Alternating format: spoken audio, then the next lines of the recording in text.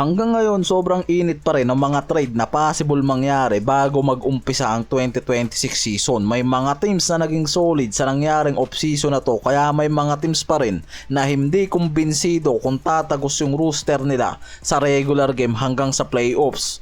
Ang Warriors magtatapos na lang ang summer, wala pang nakukuwang additional talent sa trade o free agency. Tahimik ang Warriors sa buong off-season na to dahil sa contract nitong si Kuminga. Tinawag pa nga ng mga insider to na Kuminga saga dahil hanggang ngayon di pa rin tapos ang usapan kung mag-i-stay to sa Warriors, lalo na ngayon na pumasok yan sa free agency. Limitado ang galaw nila sa trade dahil dyan. Matagal nang naka-standstill ang usapan na to. Inalok ng Warriors si Kuminga ng 2 years contract na nagkakahalaga ng 45 million na may team option sa pangalawang taon at kailangan niyang i-waive ang kanyang no trade clause.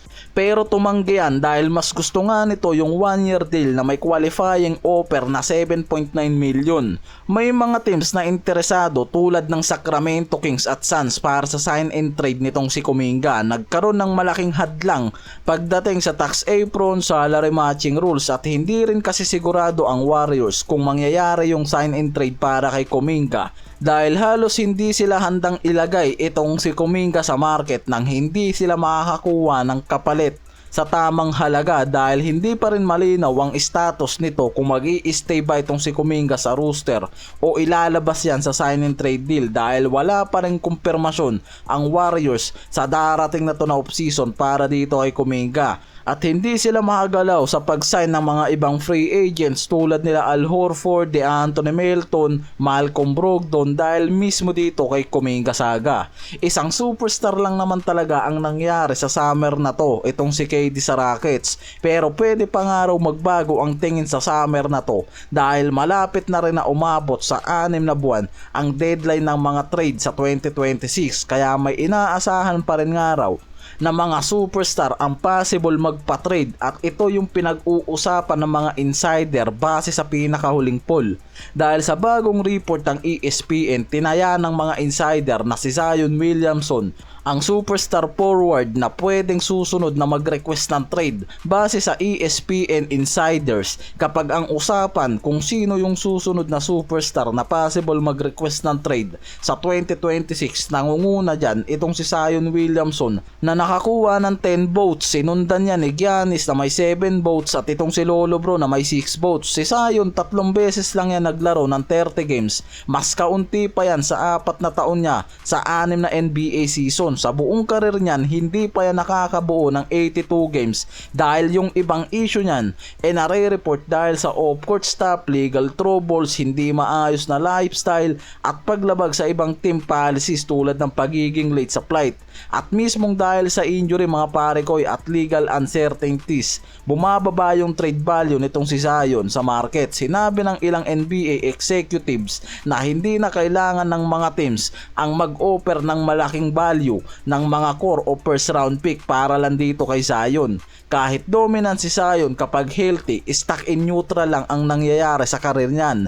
Hindi pa rin umaangat ang Pelicans sa winning situation niyan. Kaya nakikita ng ilang insider na possible magdesisyon to na mag-request ng trade at magsimula ng bagong season sa ibang teams at kung sakaling gaganda ang takbo nito sa 2026 season.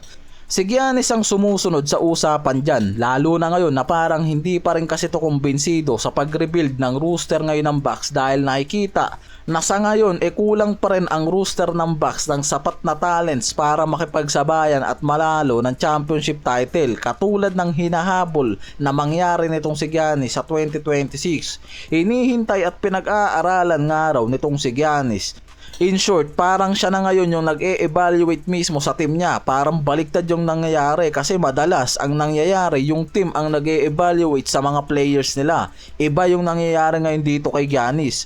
Hinihintay kasi nga nito kung ano yung magiging galaw ng Bucks sa off-season na to kasama yung mga trade at draft decision. Kahit nakuha pa ng mga to itong si Miles Turner ngayon, bago magpa siya kung magpapatrade yan o mag-i-stay sa Bucks sa opening season, may mga report na ngayon na bukas nga talaga itong si Giannis sa posibilidad ng pag-alis pero sa ngayon wala pang formal na desisyon. Maraming teams ngayon ang naghahanda ng trade offer sa oras nga na maging open itong si Giannis dito sa market. Hindi pa alam kung sino ang magiging trade partner for sure. Mahigpit ang sitwasyon ng Bucks ngayon dahil halos nauubos na ang kontrol ng mga to sa kanilang mga draft picks hanggang 2031. Na mismong dahilan kung bakit nawawalan yung mga to ng flexibility para makabuo pa ng bagong competitive core at dahilan para hindi nila ma-secured itong si Giannis, at nakikita ng mga insider na yan yung magiging dahilan para ma-push mismo itong si Giannis na mag-request ng trade bago mag-umpisa ang 2026 season. Napapabilang na rin dyan sa usapan itong si Lolo Bron sa Lakers na pwedeng bago ang 2026 season mismong mag-request din ng trade.